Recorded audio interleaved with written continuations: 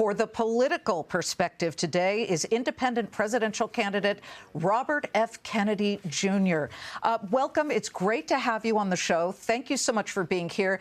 Let's start with the Federal Reserve, Robert, and you need to tell us and the viewers, potential voters maybe, how you view the Fed and its success in bringing down inflation since a year ago March. And thanks, Liz, for having me. I'm really happy to be here on this show. I'm happy that the inflation rate appears to be at least temporarily under control. But inflation is the most pernicious and insidious regressive tax on the poor. But high interest rates are also an enormous tax on the poor. The access to capital now that I'm seeing in poor neighborhoods all over the country is bankrupting small business in those neighborhoods.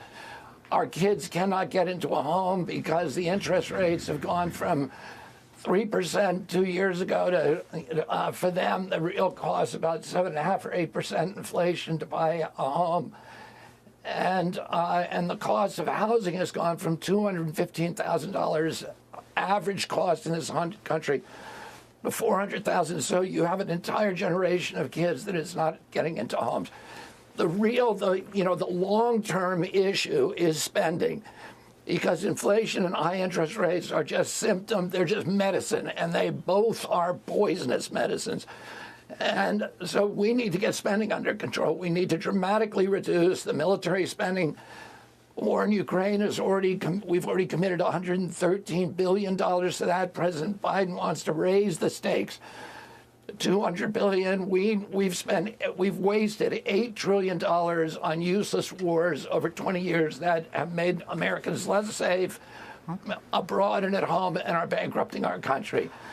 We need to also get health care costs under, and nobody's under control. That's the biggest cost, $4.3 trillion a year. Nobody's talking about that except for me, and I'm the one who can bring those health care costs under control.